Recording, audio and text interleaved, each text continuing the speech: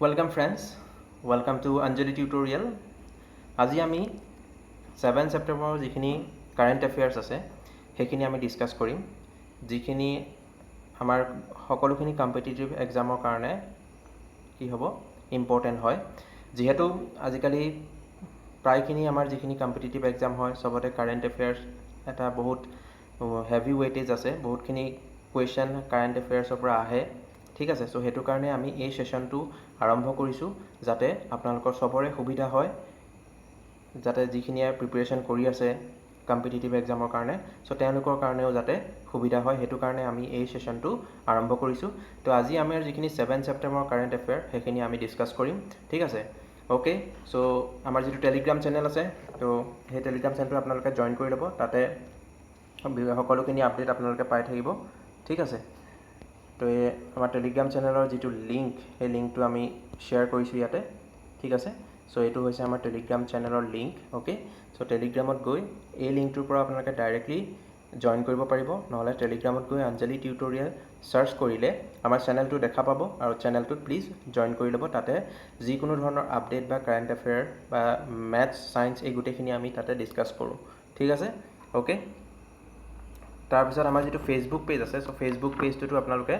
Join কৰি ল'ব ঠিক আছে সো যিসকলে ভিডিওটো চাই আছে তেওঁলোকলৈ এটা ৰিকুৱেষ্ট যাতে আমাৰ এটো যেটো ফেসবুক পেজ হেতু প্লিজ লাইক কৰি দিব আৰু শ্বেয়াৰ কৰি দিব আপোনালোকৰ ফ্ৰেন্ডসকলৰ মাজত যাতে তেওঁলোকেও এই ধৰণৰ আপডেট পাই থাকে যেটো এই কাৰেণ্ট এফেয়াৰ সেশন যদি ভিডিওটো ভাল লাগে যদি ভাবে যে কন্টেন্টটো ইম্পৰ্টেন্ট হয় কন্টেন্টটো ভাল ঠিক আছে যদি ভাল লাগে তেতিয়াহলে প্লিজ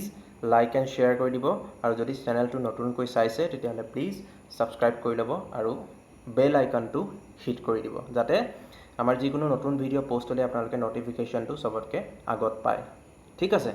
ওকে সো তেতিয়াহলে আমি দেৰি নকৰি আজি আমাৰ সেশনটো আৰম্ভ কৰো ওকে আৰু যিসকলে এই সেশনটো চাই আছে তেওঁলোকে প্লিজ নোট ডাউন কৰি ল'ব যাতে এখন পেপাৰ বনাই এখন বহি বনাই লৈ তাত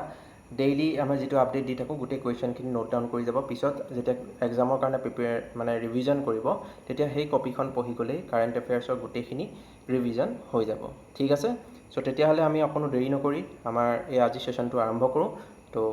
ঠিক আছে এতিয়া মই নিজকে হাইড কৰিম after that will start our session okay so আজি আমাৰ সেশনত ফাৰ্স্ট কোৱেশ্চন কি আছে ফাৰ্স্ট কোৱেশ্চনটো আছে so according to which act the authorized official of lending banks can approach the district collector to take actual possession or control over the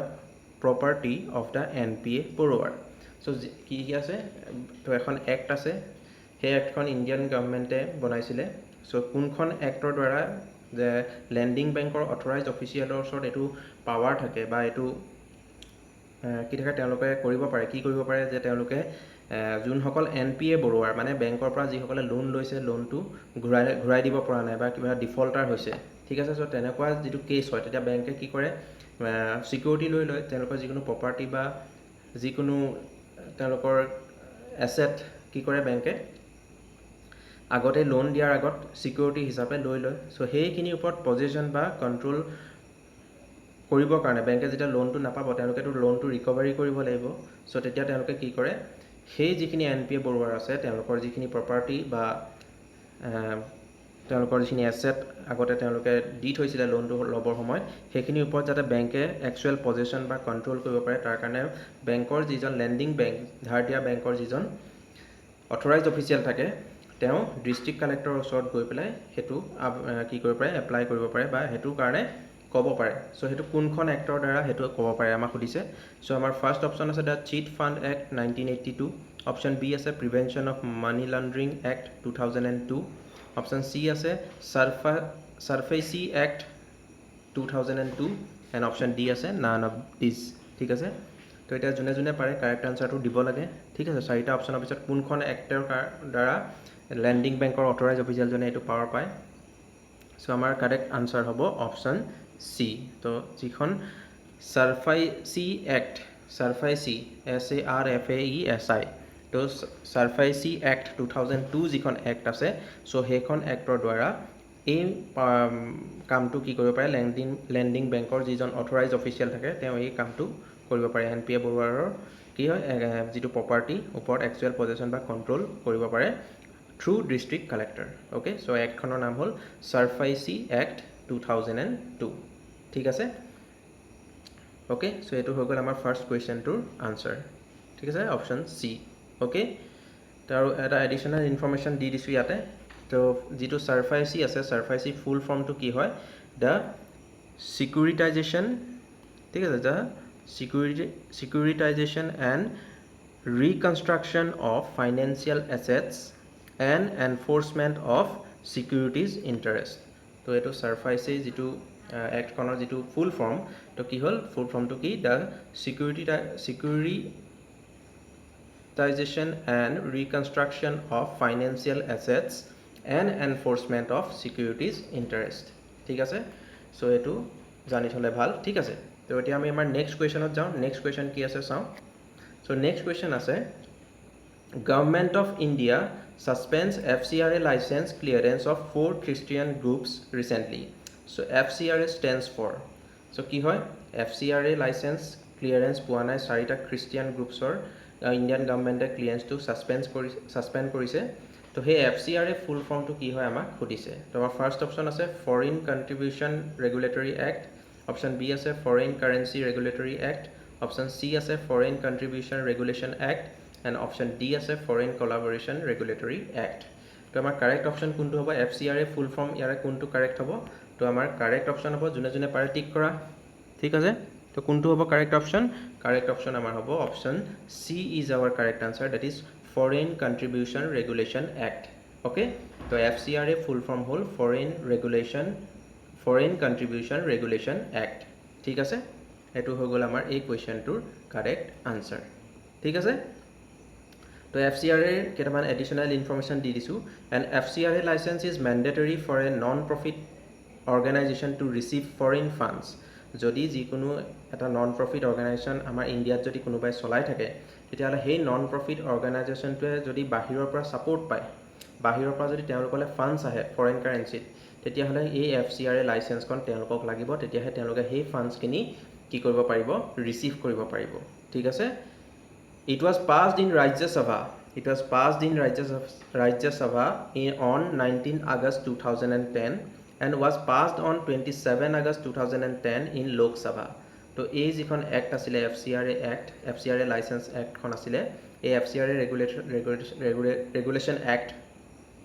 যিখন আছে FCRA act এখন ৰাজ্য সভাত কেতিয়া পাছড হৈছিলে 19 আগষ্ট 2010 আৰু লোক সভাত কেতিয়া পাছড হৈছিলে 27 আগষ্ট 2010 ঠিক আছে আৰু it was commenced from 1st May 2011 আৰু 2011 ৰ 1st May পৰা এই এক্টখন কি হৈছে পুৰা commenced হৈ গৈছে মানে চালু হৈ গৈছে ঠিক আছে তো FCRA ক্লিয়াৰ লাগে যে যিকোনো যদি নন প্ৰফিট অৰ্গানাইজেশ্যন কোনোবা ইণ্ডিয়াত ৰান কৰি আছে আৰু তেওঁলোকে যদি ফৰেনৰ পৰা কিবা ফান্ড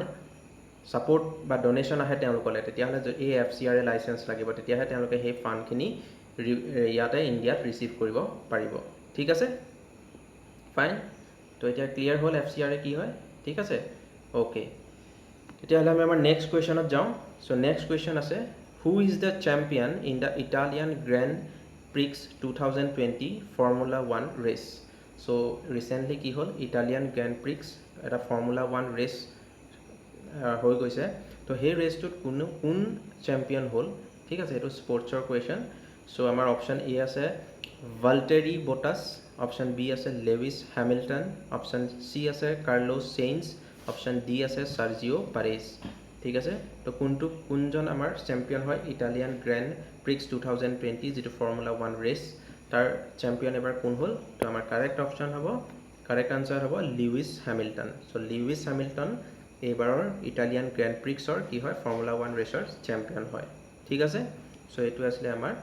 কারেক্ট আনসার ওকে তো তেতিয়াহলে we are move on to our next question আছে যে Oscar winning Czech film director Jiří Menzel dies at the age of 82. So for which film he won the Oscar award? So Jiří Menzel এজন film director হয়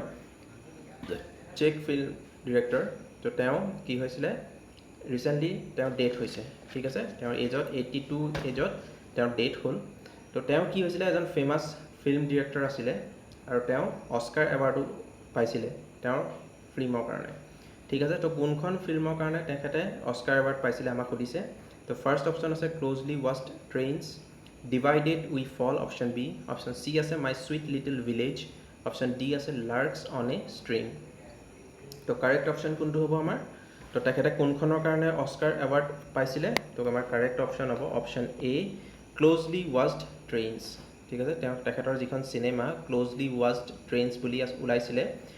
এই চিনেমাখনৰ কাৰণে এই ফিল্মখনৰ কাৰণে তেখেতে অস্কাৰ এৱাৰ্ড পাইছিলে জিৰি মেঞ্জেল ঠিক আছে জিৰি মেঞ্জেলে এইখন চিনেমাৰ কাৰণেই কি পাইছিলে অস্কাৰ এৱাৰ্ড পাইছিলে ঠিক আছে সো আমাৰ কাৰেক্ট অপশ্যন হ'ব closely watched trains okay So the film Closely Watched Trains was released in 1966 and he won Oscar for Best Foreign Language Film. So এই যিখন Closely Watched Trains নামৰ যিখন movie আছিলে যিখন ফিল্ম আছিলে সেই ফিল্মখন 1966ত ৰিলিজ কৰা হৈছিলে আৰু এই ফিল্মখনৰ কাৰণে তেখেতে অস্কাৰ এৱাৰ্ড পাইছিলে কি কেটেগৰীত পাইছিলে best foreign language film okay His film Larks on a String যিখন Larks on a String বুলি তাৰ মুভি আছিলে এখন 1969ত ৰিলিজ হৈছিলে আৰু সেই ফিল্মখন was not shown in his home country until 1990 1990 লৈকে সেই ফিল্মখন তেখেতৰ নিজৰ কাণ্ট্ৰিত নিজৰ হোম কাণ্ট্ৰিত কি কৰিব দিয়া নাছিলে এখন পাৰমিশন দিয়া নাছিলে চলাবৰ কাৰণে ঠিক আছে কিন্তু এই ফিল্মখনে কি হ'ল 1990ত যেটো বাৰ্লিন ইন্টাৰনেশ্যনেল ফিল্ম ফেষ্টিভেল হৈছিলে তাতে গোল্ডেন বিয়াৰ এৱাৰ্ড পাইছিলে ঠিক আছে এই যিখন তেওঁলোকৰ লাৰ্কছ অন এ ষ্ট্ৰিং যিখন 1969ৰ তেখেতৰ মুভি আছিলে জিৰি মেঞ্জেলৰ তো সেই মুভিখনৰ কাৰণে কি হ'ল তেখেতৰ প্ৰথম সেইখন 1990 লৈকে তেখেতৰ দেশত সেই ফিল্মখন চলিবলৈ দিয়া হোৱা নাছিলে কিন্তু সেই ফিল্মখনে যি 1990 যেটো বাৰ্লিন ইন্টাৰনেশ্যনেল ফিল্ম ফেষ্টিভেল হৈছিলে তাতে গোল্ডেন বিয়াৰ এৱাৰ্ড পাইছিলে ঠিক আছে সো এটো এডিশনাল ইনফৰমেশন এবাউট জিৰি মেঞ্জেল ঠিক আছে তেতিয়াহলে আমি আমাৰ নেক্সট কোৱেশ্চনত মুভ কৰো তো নেক্সট কোৱেশ্চন কি আছে চাও সো নেক্সট কোৱেশ্চন আমাৰ আছে recently Assam government has approved a setup to expand KNPTR that is Kaziranga National Park and Tiger Reserve by 3053 hectares or by 30.53 square kilometer along which of the following two districts of Assam কি হল recently Assam গভৰ্নমেন্টে কি কৰিছে যিখন আমাৰ Kaziranga national park and tiger reserve আছে সবেই আমি চিনি পাওঁ সো সেইখনক কি কৰিছে অলপ এক্সপান্ড কৰিব কিমান এক্সপান্ড কৰিব 3053 হেক্টৰছ বা 30.53 স্কয়াৰ কিলোমিটাৰ এৰিয়া এক্সপান্ড কৰিবলৈ কি কৰিছে সিদ্ধান্ত লৈছে ঠিক আছে তেওঁলোকে ডিসিশন লৈছে এতিয়া কথাটো হল এই যেটো 30.53 স্কয়াৰ কিলোমিটাৰ তেওঁলোকে এক্সপান্ড কৰিব এই এক্সপানশনটো কি হ'ব দুখন ডিস্ট্ৰিক্টৰ মাজলে ডিস্ট্ৰিক্টৰ থ্ৰুৱেদি মানে দুখন ডিস্ট্ৰিক্ট কভাৰ কৰিব ঠিক আছে দুখন ডিস্ট্ৰিক্টলে কভাৰ মানে এক্সপান্ড হৈ যাব তো অসমৰ কোন কেইখন ডিস্ট্ৰিক্টৰ মাজেদি এই এক্সপানশনটো হ'ব আমি হেতু আমাক হেতু সুধিছে ঠিক আছে তো আমাৰ অপচন এ আছে Karbi Anglong and Nagaon option B আছে গোলাঘাট শোণিতপুৰ অপচন সি আছে নগাঁও শোণিতপুৰ অপচন ডি আছে গোলাঘাট নগাঁও তো আমাৰ কাৰেক্ট অপচন কোনটো হ'ব তো কোন কেইখন ডিস্ট্ৰিক্টৰ মাজেৰে এক্সপানশনটো হ'ব আমাৰ কাৰেক্ট অপচন হ'ব Nagaon and Sonitpur Nagaon and Sonitpur is our correct answer so Nagaon and Sonitpur is our correct answer so এই যেটো এক্সপানশন হ'ব এই এক্সপানশনটো কি হ'ব Nagaon and Sonitpur ডিস্ট্ৰিক্টৰ যিখিনি এৰিয়াৰ এক্সপান্স হ'ব সেই এক্সপানশনটো কোন কেইখন ডিস্ট্ৰিক্টৰ ইনক্লুডেড থাকিব Nagaon and Sonitpur ঠিক আছে আৰু কিমান এৰিয়া এক্সপানশন হ'ব 3053 হেক্টৰছ অৰ 30.53 স্কয়াৰ কিলোমিটাৰ যদি স্কয়াৰ কিলোমিটাৰ কওঁ 30.53 হেক্টৰছত ক'লে 3053 হেক্টৰছ ঠিক আছে So additional information key after expanding the area of the KNPTR will be 1085.53 square kilometer which is now 884 square kilometer এতিয়া আমাৰ কাজিৰঙা ন্যাশনাল পাৰ্ক আৰু টাইগাৰ ৰিজাৰ্ভৰ যেটো এৰিয়া কভাৰ কৰি আছে হেতু হৈ গল 884 স্কয়াৰ কিলোমিটাৰ আৰু আফটাৰ এক্সপানশন যেতিয়া 3053 হেক্টৰছ এক্সপান্ড কৰি দিব আফটাৰ দ্যাট কাজিৰঙা আমাৰ ন্যাশনাল পাৰ্ক আৰু টাইগাৰ ৰিজাৰ্ভৰ এৰিয়াটো কিমান হৈ যাব 1085.53 স্কয়াৰ কিলোমিটাৰ হৈ যাব ঠিক আছে আৰু Kaziranga has an estimated 2413 rhinos and 121 tigers আৰু বৰ্তমান আমাৰ যিখন কাজিৰঙা নেশ্যনেল পাৰ্ক আছে তাতে ৰাইনো কিমান আছে ৰাইনো আছে এৰাউণ্ড এষ্টিমেটেড কৰি ফিগাৰ এটা দিছে তো কিমান এৰাউণ্ড 2413 নাম্বাৰছ অফ ৰাইনোজ আছে আৰু 121 নাম্বাৰ অফ টাইগাৰ্ছ আছে ঠিক আছে সো এইটো আমি জনা দৰকাৰ ওকে সো তেতিয়াহ'লে আমি আমাৰ নেক্সট কুৱেশ্যনত আগবাঢ়ো নেক্সট কুৱেশ্যন কি আছে নেক্সট কুৱেশ্যন আছে when Kaziranga National Park designated a UNESCO World Heritage Site তো কাজিৰঙা নেশ্যনেল পাৰ্কক কেতিয়া ইউনেস্কো ৱৰ্ল্ড হেৰিটেজ সাইটত ইনক্লুড কৰা হৈছিলে ঠিক আছে তো অপচন আছে আমাৰ 1990 option A option B 1985 option C 1988 option D 1989 so আমাৰ কাৰেক্ট অপচন কোনটো হ'ব কেতিয়া আমাৰ কাজিৰঙা নেশ্যনেল পাৰ্কক ইউনেস্কো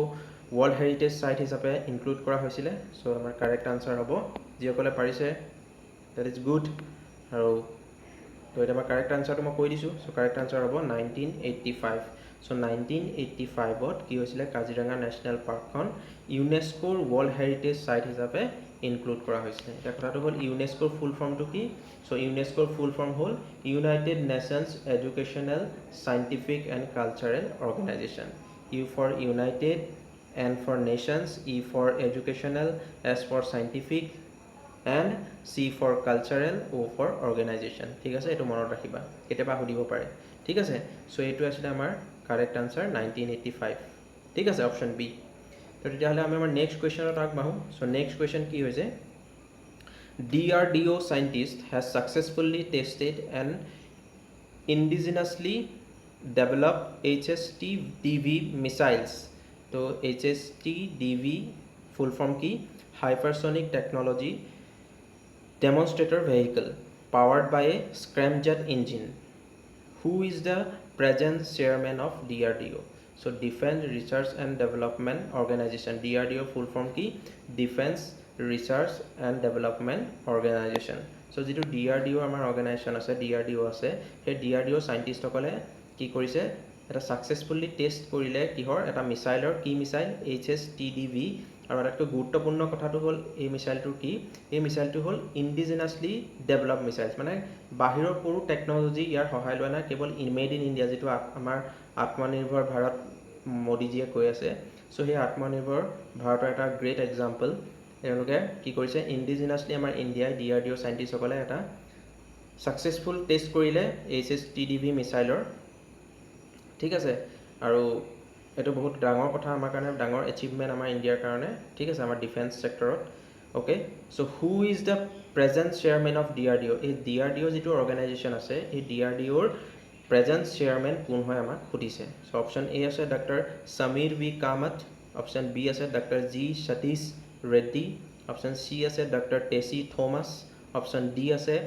প্ৰবীণ কে মেহতা তো কোন হয় তো সেটো আই থিংক বেছিভাগে জানিব এটো জুনা চাই আছে বহুত দৰকাৰী কেতিয়াবা সুধিব পাৰে সো আমাৰ কাৰেক্ট অপচন কোনটো হ'ব option B doctor G Satish Reddy তো ডক্টৰ জি সতীশ ৰেড্ডি কি হয় বৰ্তমানৰ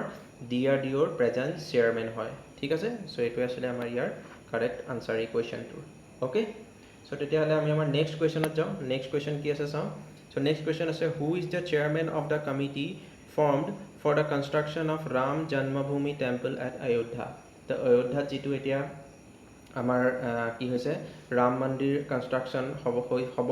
ঠিক আছে অলৰেডি আমাৰ হৈ গ'ল এটো ডিসিশন সো যেটো ৰাম মন্দিৰ অযোধ্যাত এতিয়া নিৰ্মাণ কৰিছে যেটো বনাই আছে বনাব সো সেই মন্দিৰটো বনোৱাৰ কাৰণে এখন কমিটি ফৰ্ম কৰি দিছে গভৰ্ণমেণ্টে সো সেই কমিটিখনৰ কনষ্ট্ৰাকচনৰ কাৰণে যিখন কমিটি ফৰ্ম কৰিছে ৰাম মন্দিৰ নিৰ্মাণৰ কাৰণে যিখন কমিটি ফৰ্ম কৰা হৈছে সেই কমিটিখনৰ চেয়াৰম্যান কোন হয় আমাক খুদিছে ঠিক আছে সো সেই অপচন দিছে আমাক নৃপেন্দ্ৰ মিশ্ৰা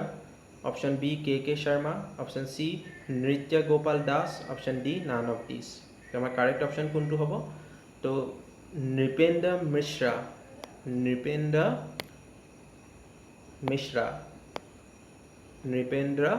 মিশ্ৰা কি হয় এই যিখন কমিটি ফৰ্ম কৰা হৈছে কনষ্ট্ৰাকচন অফ ৰাম জন্মভূমি টেম্পল এট অযোধ্যা সেই কমিটিখনৰ কি হয় চেয়াৰম্যান হয় ঠিক আছে আৰু তেখেত ৰিসেন্টলি কি হৈছে ইয়াৰ খবৰ লবলৈ অযোধ্যালৈ আহিছে ঠিক আছে ওকে তো এই নৃপেন্দ্ৰ মিশ্ৰ কোন আছিলে সো নৃপেন্দ্ৰ মিশ্ৰ কি আছিলে আমাৰ প্ৰাইম মিনিষ্টাৰ ফৰ্মাৰ কি আছিলে he was former principal secretary of the prime minister আমাৰ প্ৰাইম মিনিষ্টাৰ কি আছিলে তেখেত ফৰ্মাৰ প্ৰিন্সিপাল সেক্ৰেটাৰী আছিলে Nripendra Mishra former principal secretary of the prime minister আছিলে ঠিক আছে okay so Nripendra Mishra is the correct answer okay তো নেক্সট কুৱেশ্যন কি আছে who has been appointed as the lead strength and conditioning coach for the Boxing Federation of India BFI okay so আমাৰ যেটো ইন্ডিয়াৰ boxing federation of India আছে এই boxing federation of ইন্ডিয়াই নতুনকে এজন Koch head Koch কি কৰিছে এপইন্ট কৰিছে ঠিক আছে তো কাক কোচ হেড কোচ হিচাপে এপইন্ট কৰিছে সো আমাৰ অপশন এ আছে ডেন জেফাৰসন অপশন বি আছে ফিলিপ জন ৱেবাৰ অপশন সি আছে অজয় সিং অপশন ডি আছে নান অফ দিস তো আমাৰ কাৰেক্ট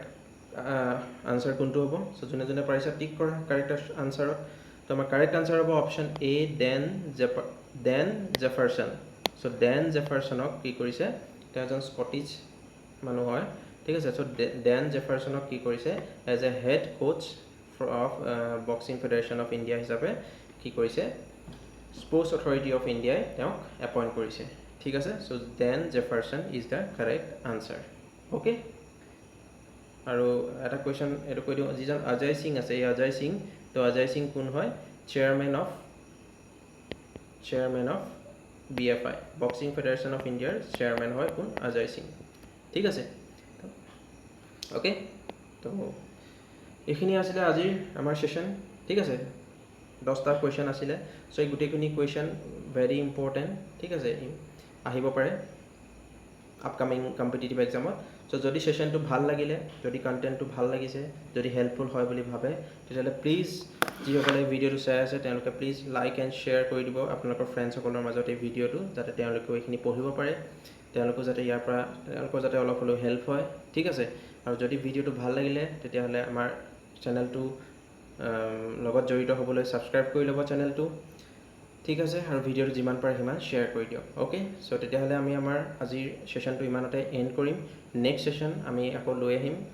নেক্সট আৰু ভাল কুৱেশ্যন আৰু কাৰেণ্ট এফেয়াৰ যি ইম্পৰ্টেণ্ট আছে সেইখিনি আমি আৰু কণ্টিনিউ কৰিম যাতে এবাৰ আমি যিখিনি কম্পিটিটিভ এক্সামত হয় কাৰেণ্ট এফেয়াৰ কাৰণে কোনো চিন্তা কৰিব নালাগে ওকে তো ফাইন তেতিয়াহ'লে আজিলৈ আহোঁ ইমানতে আমি ভিডিঅ'টো এণ্ড কৰোঁ till then bye bye take care love you all